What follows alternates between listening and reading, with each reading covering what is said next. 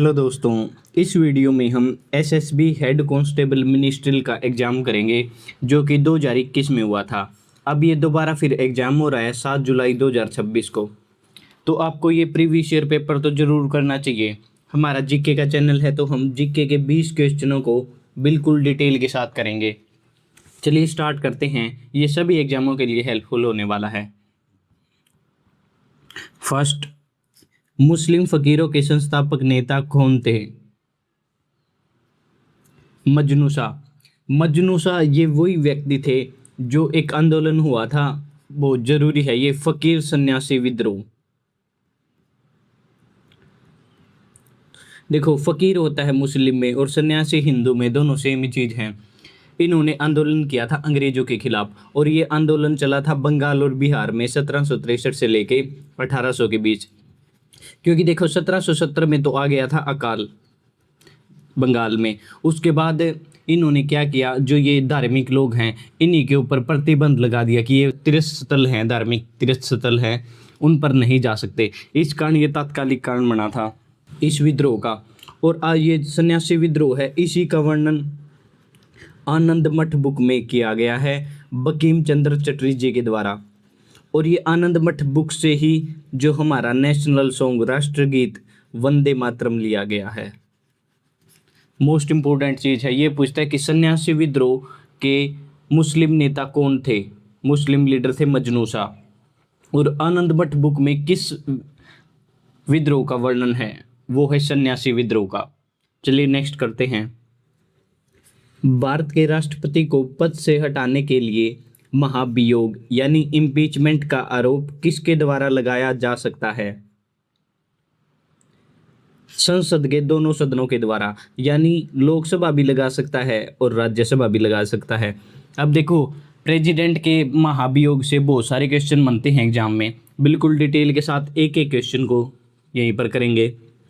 सबसे पहले तो अगर राष्ट्रपति संविधान का उल्लंघन करता है तो ये पूछता है कि राष्ट्रपति को किस आधार पर महाभियोग किया जा सकता है। अगर राष्ट्रपति संविधान का उल्लंघन करता है तो उसको आर्टिकल 61 के तहत हम इम्पीच कर सकते हैं।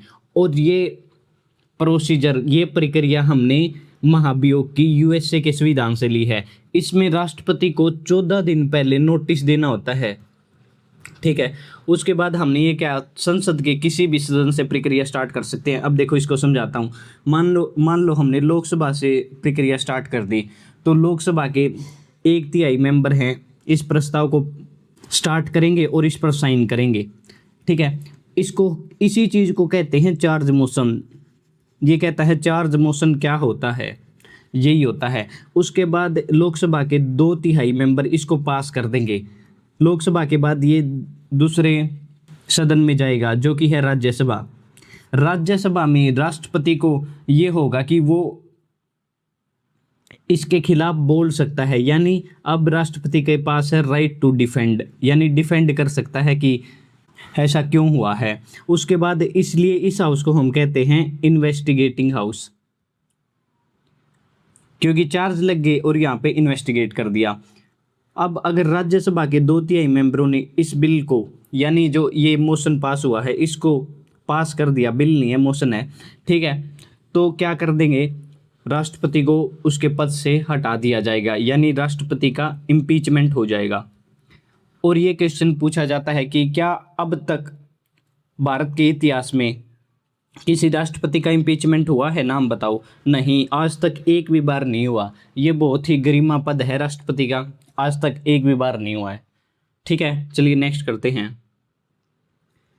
जैसे जैसे आप एक कुएं में नीचे जाते हैं आपका वजन थोड़ा घटता है। देखो, थोड़ा क्यों घटता है ये बताऊंगा। देखो, दो चीजें होती हैं, एक तो होता है मास जिसका मतलब होता है द्रव्यमान, और दूसरा होता है वेट जिसको हम कहते हैं वजन। द्रव्यमान किसी भी वस्तु का कभी चेंज नहीं होता, वो चाहे यहाँ पर हो या चांद पर लेके जाएं, ठीक है। लेकिन वेट चेंज हो सकता है। वेट किस पे डिपेंड करता है? वेट दो चीज़ों पे डिपेंड करता है, m/g। मास तो हमेशा रहता है सेम, तो ये किस पे डिपेंड करेगा? g पे। g यानी ग्रेविटी। अगर इसकी वैल्यू चेंज होगी तो वेट भी चेंज होगा क्योंकि इन दोनों का प्रोडक्ट है। अब देखो जी की वैल्यू वैसे तो होती है 9.8 मीटर पर सेकंड स्क्वायर, लेकिन ये धरती है, बिल्कुल ध्यान से समझना, बिल्कुल इजी कंसेप्ट है। ये है विषुवत रेखा इक्वेटर और ये है पोल। पोल पे जी की वैल्यू होती है मैक्सिमम और इक्वेटर पे होती है मिनिमम जी की वैल्यू।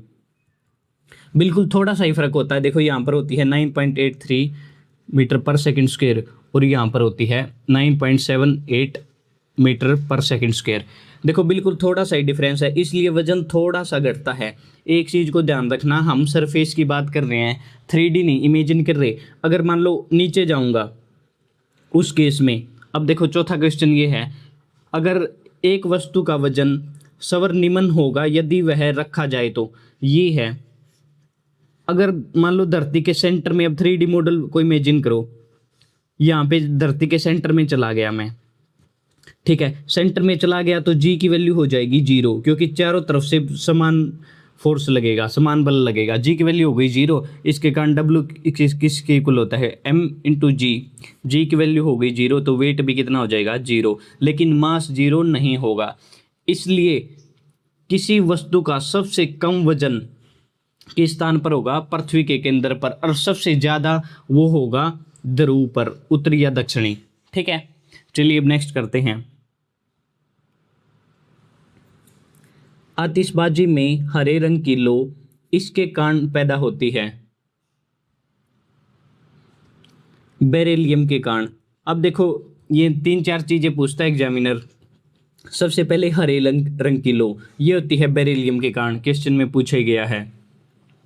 उसके बाद नीले रंग की लो, ये होती है कॉपर के कारण।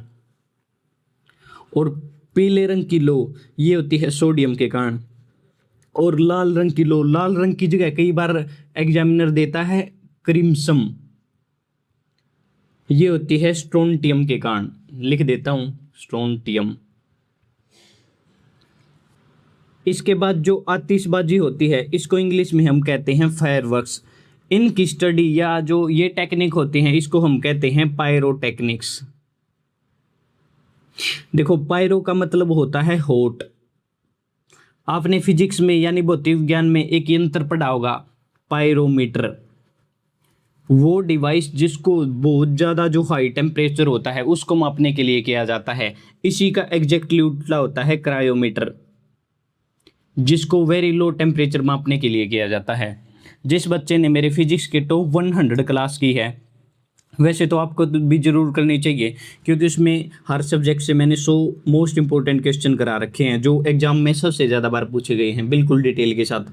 ये तो आपको जरूर करने चाहिए, ये एसएसबी एग्जाम में भी मोस्ट इंपॉर्टेंट है। देखो मैंने पोस्टर लगा दिया।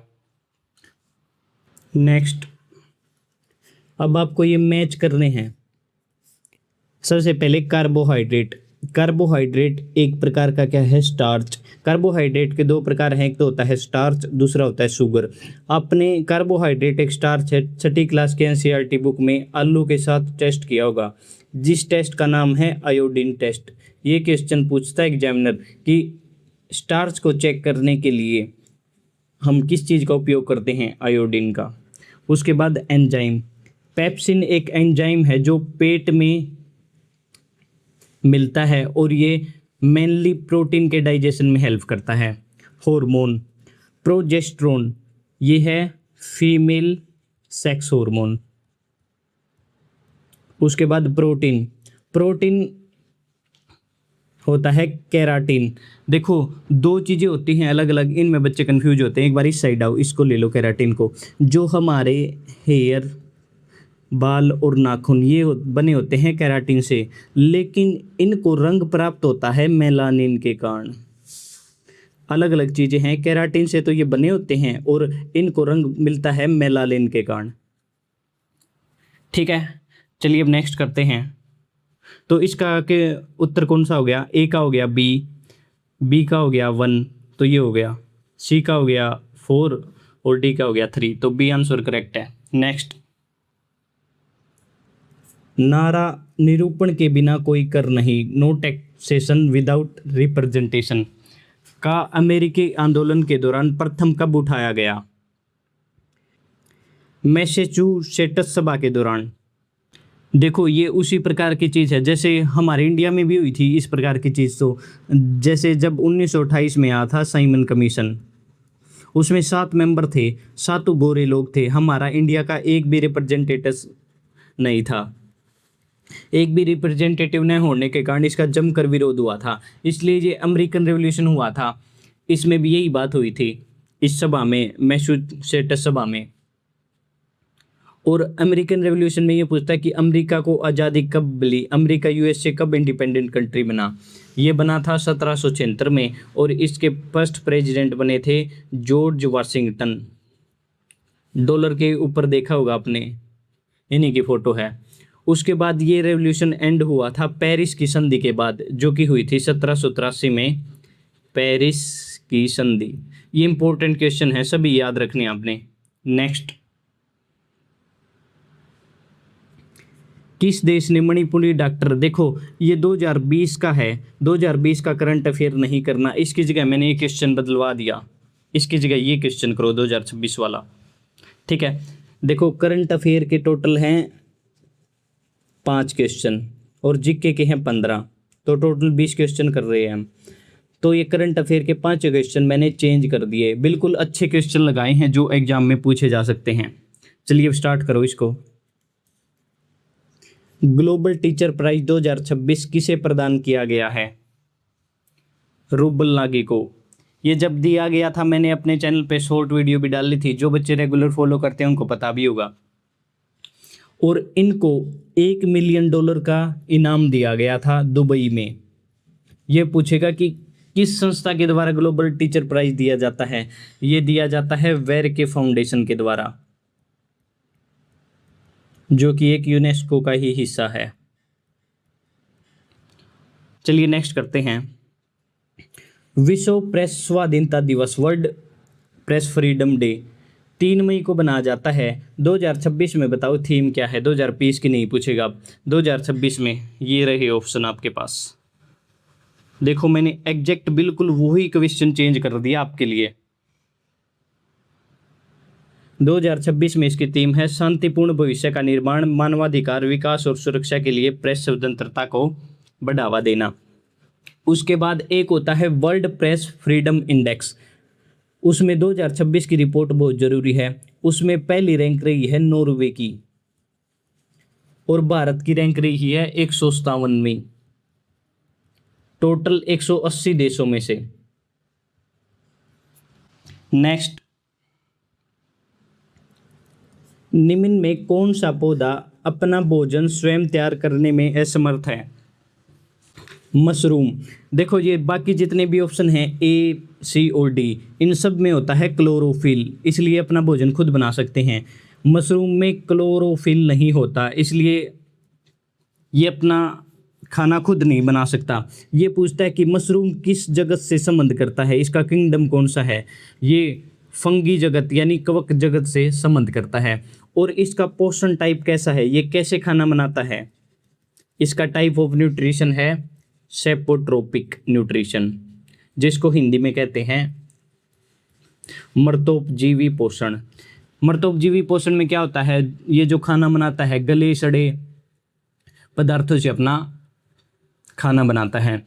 उसी प्रकार एक जियोग्राफी में क्वेश्चन पूछता है मशरूम से, ये पूछेगा कि मशरूम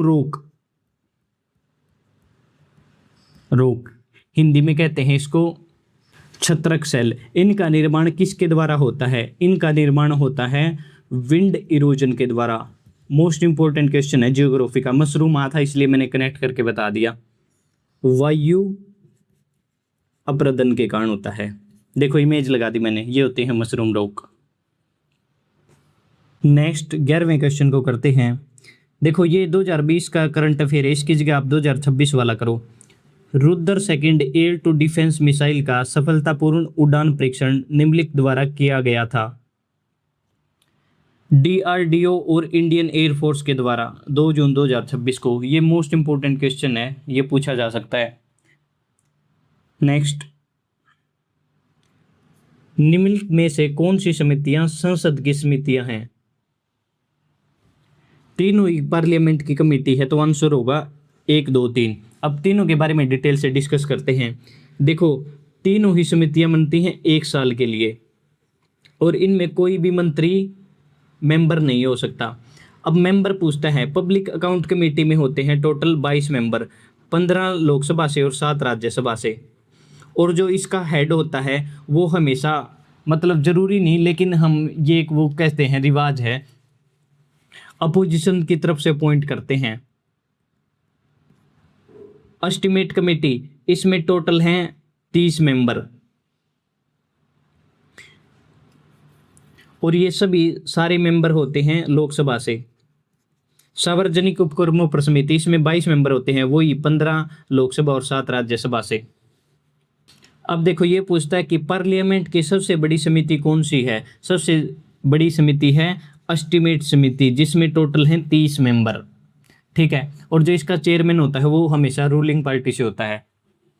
उसके बाद इनके काम देख लो। पब्लिक अकाउंट कमेटी का काम है जो controller and auditor general of India है, यानी कैग, इसकी रिपोर्ट को एग्जामिन करती हैं। एस्टिमेट कमेटी, ये जो गवर्नमेंट के एक्सपेंडिचर है, जो गवर्नमेंट का खर्च है, उसकी एफिशिएंसी और इकोनॉमी के बारे में सुझाव देती है। और सार्वजनिक उपकरणों पर समिति, ये जो पीएसयू होती हैं यानी पब्लिक अंडरटेकिंग, इनके जो कार्य करती हैं इनकी समीक्षा करती है, इनको रिव्यू करती है। नेक्स्ट, भारत के मुख्य चुनाव आयुक्त का कार्यकाल होता है 6 वर्ष या 65 वर्ष की आयु तक, जो पहले हो। देखो, चीफ इलेक्शन कमिश्नर और CAG, controller auditor general of India, और यूपीएससी का चेयरमैन, इन तीनों का कार्यकाल सिर्फ यही होता है, तीनों का सेम होता है, ध्यान रखना। कैग का पूछे तो भी यही होगा और यूपीएससी के चेयरमैन का ये तो भी यही। जिस बच्चे ने मेरी पॉलिटी की टॉप 100 सीरीज करी है उसमें एग्जैक्ट इसी प्रकार के क्वेश्चन को मैंने डिटेल में करा था। देखो, ये बता रखा मैंने यहाँ पर, ये पॉलिटी के जितने मैंने अलग अलग सब्जेक्टों के टॉप 100 क्वेश्चन करा रखे हैं, ये आपके लिए सबसे ज़रूरी हैं। ये आप सारी वीडियो ज़रूर देखनी है आपने, आपके एसएसबी के एग्ज़ाम के लिए बहुत ज़रूरी है ये। अब देखो, इसमें ये पूछा गया था कि भारत के पहले चीफ इलेक्शन कमिश्नर कौन थे। 13 बार क्वेश्चन पूछा गया ये थे सुकुमार सेन। 1951-52 के इलेक्शन, जो पहले इलेक्शन हुए थे, इन्हीं के कार्यकाल में हुए थे। अब देखो, चीफ इलेक्शन कमीशन के बारे में आर्टिकल 324 है, इसको प्रेसिडेंट अपॉइंट करता है और ये 65 वर्ष और 6 वर्ष का कार्यकाल होता है, जो पहले पूरा हो। उसके बाद चीफ इलेक्शन कमीशन की शुरुआत की स्थापना इंडिया में 25 जनवरी 1950 को हुई थी, इसलिए ही हम 25 जनवरी को नेशनल वोटर डे बनाते हैं। और करंट में जून 2026 के हिसाब से बता रहा हूँ मैं, फिलहाल में हमारे चीफ इलेक्शन कमिश्नर हैं ज्ञानेश कुमार। बिल्कुल डिटेल से कराए हैं हर एक क्वेश्चन, इसलिए जो टॉप 100 सीरीज है चैनल पर वो आपको जरूर देखनी चाहिए। नेक्स्ट करते हैं, कामराज योजना को 1963 में तैयार किया गया था। बताओ किसके द्वारा किया गया था। ए, मद्रास के मुख्यमंत्री द्वारा, जब पार्टी को नवजीवन प्रदान करने हेतु काम करने के लिए वरिष्ठ मंत्रियों को सरकार छोड़ने को कहा गया था। अब देखो भैया, ऐसे तो क्या पता कितने प्लान आए हैं, लेकिन कामराज प्लान के बारे में क्यों पढ़ते हैं ये बताता हूँ आपको। देखो, ये कामराज हैं, ये तमिलनाडु के, मद्रास यानी तमिलनाडु के सीएम रहे हैं 1954 से लेकर 63 तक। इन्होंने 1963 में कामराज प्लान दिया। इन्होंने ये कहा, कांग्रेस पार्टी से थे तो इन्होंने अपनी पार्टी से ये कहा कि आप जो बड़े नेता हैं वो अपनी कुर्सी को छोड़ दें, अपनी मर्जी से इस्तीफा दें। तो इनके कहने पर 6 तो सीएम, चीफ मिनिस्टरों ने रिजाइन कर दिया और 6 केंद्रीय मंत्रियों ने। देख लो कितनी बड़ी बात है ये। आज के टाइम में कोई अपनी कुर्सी को छोड़ने को राजी नहीं है, इतनी बड़ी पावर मिलने के बाद, ठीक है।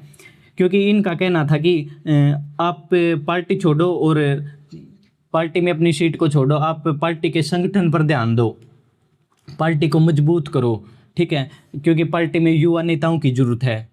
इस प्रकार की इन्होंने बात की थी। नेक्स्ट, अब देखो 15वां क्वेश्चन ये करना आपने। मैंने कहा था ना 5 क्वेश्चन मैंने चेंज किए हुए हैं करंट अफेयर के, 2019 का थोड़ी पूछेगा आप। जनवरी में 2026 में प्रेक्षित EOS-1 किस श्रेणी का उपग्रह है? पृथ्वी अवलोकन उपग्रह है, यानी अर्थ ऑब्जर्वेशन सैटेलाइट है। इसको इसरो के द्वारा लॉन्च किया गया था। ये EOS-N1 ये तो है उपग्रह का नाम। अब इसको लॉन्च करने के लिए एक व्हीकल भी चाहिएगा। जैसे हम स्कूल में जाते हैं तो बस लेके जाती थी ना, तो उसी प्रकार इसको लॉन्च करने के लिए जो लॉन्चिंग व्हीकल है उसका इम्पोर्टेंट नाम है, ये भी याद कर लो, PSLV-C62। इसके द्वारा लॉन्च किया गया था श्री हरिकोटा आंध्र प्रदेश में जो जगह है वहाँ पर है सतीश धवन स्पेस सेंटर, वहाँ से इसको लॉन्च किया गया था। नेक्स्ट 16वां क्वेश्चन। अब ये क्वेश्चन है 2025 में रसायन शास्त्र का नोबेल प्राइज किस विकास के लिए दिया गया है? क्योंकि अभी 2026 के तो नोबेल प्राइज दिए नहीं गए हैं, 2025 में देखो, 19 का तो पूछेगा नहीं। अब ये दिए गए हैं मेटल ऑर्गेनिक फ्रेमवर्क्स के विकास के लिए, और ये 3 लोगों को दिया गया है, आप देख सकते हो इनकी फोटो। नेक्स्ट, बाइपोलर डिसऑर्डर के संदर्भ में निम्नलिखित में से कौन सा कथन सही है? सारी सही है। देखो, ये बाइपोलर डिसऑर्डर ये मानसिक स्वास्थ्य की अवस्था है, यानी इसमें दिमाग सही नहीं होता। इसमें क्या होता है, जो मूड है वो तीव्र मनोदशा हो जाती है, मूड चेंज हो जाता है बार बार। इसमें योजना बनाने में और निर्णय लेने में जो मरीज होता है उसको कठिनाई होती है, और इसी बाइपोलर डिसऑर्डर है, इसी का दूसरा नाम पूछ लेता है एग्जाम में कई बार। इसको हम मूड डिसऑर्डर के नाम से भी जानते हैं, या मैनिक डिप्रेशन। मैनिया मैंने पागलपन होता है ना, मैनिक डिप्रेशन के नाम से भी जानते हैं इस चीज़ को। और इससे पूछता है कि बाइपोलर डिसऑर्डर को ठीक करने के लिए किस चीज़ का उपयोग किया जाता है? इसके लिए हम लिथियम का उपयोग करते हैं। नेक्स्ट, निम्नलिखित में से कौन सा अक्षारीय है? अक्षारीय वो होगा जिसका pH 7 से ज़्यादा हो। अब सबसे पहले अब विनेगर। विनेगर तो होता है एसिटिक एसिड CH3COOH, ये तो होता ही अम्ल है, इसका pH 2 से 3 के करीब होता है, तो ये तो ऑप्शन होगा नहीं। अब आओ सलाइवा। ह्यूमन सलाइवा भी नहीं है, ह्यूमन सलाइवा स्लाइटली एसिडिक होती है, इसका pH 6 से 7 के बीच में होता है। अमोनिया। अमोनिया है, अमोनिया तो अक्षारीय प्रकृति का होता है NH3, इसका pH लगभग 11 के करीब होता है। उसके बाद एसिड रेन। जब रेन में होती है उसका pH 5.6 से कम हो तो होती है एसिड रेन, और इसके लिए कौन जिम्मेदार होता है? नाइट्रस और sulphur oxide. Most important question है, ये पूछता है कि एसिड रेन क्यों होती है? नाइट्रस और सल्फर ऑक्साइड के कारण। नेक्स्ट, निम्न तत्व पीरियोडिक टेबल में कैसे व्यवस्थित होते हैं? अब 5 तक तो याद होंगे आपको एलिमेंट, ये hydrogen, helium, lithium, beryllium, boron, इसी प्रकार होते हैं। ये देख लो किस में है, इसी में है, इसी एटॉमिक नंबर 1 2 3 4 5। ठीक है, चलिए लास्ट क्वेश्चन को करते हैं। अब निम्नलिखित में से कौन सा पाकिस्तान के सिंध प्रांत के लरकाना जिले में स्थित है? मोहनजोदाड़ो। अब मोहनजोदाड़ो से इंपॉर्टेंट क्वेश्चन बताता हूँ। मोहनजोदाड़ो को मृतकों का टीला कहते हैं, माउंट ऑफ डेथ, और ये सिंधु नदी के किनारे पर है। इसकी खोज 1922 में RD बनर्जी के द्वारा की गई थी, और यहाँ से बहुत सारी जरूरी चीज़ें मिली हैं जो एग्जाम में बहुत बार पूछी जाती हैं। ब्रोंज डांसिंग गर्ल, ऊपर इमेज देखो सारी चीज़ों की, यानी नर्तक की कांस्य मूर्ति। उसके बाद प्रिस्ट किंग, पुरोहित की मूर्ति। पशुपतिशील, और ग्रेट बाथ, महान स्नानघर। ये पूछता है जो ये महान स्नानघर है इसका आकार कैसा है? इसका आकार है आयताकार, और ये किस चीज़ से बना है? बिट्यूमिन से, जो एक है नेचुरल तार। हमने इस वीडियो में SSB के जो जीके का पोर्शन है वो बिल्कुल अच्छे से कर लिया। अगर आप इसी तरीके से हर एग्जाम के प्रीवियस ईयर क्वेश्चन पेपर करना चाहते हो, आप किसी भी एग्जाम की तैयारी करते हो, आप में जीके की प्रैक्टिस बहुत ज़्यादा करनी है, इसलिए आपको जो भी क्वेश्चन पेपर मिले जीके का वो कर लेना चाहिए, ठीक है, अगर डिटेल में मिले तो। चलिए अब इस वीडियो को एंड करते हैं। Thank you. हेलो दोस्तों।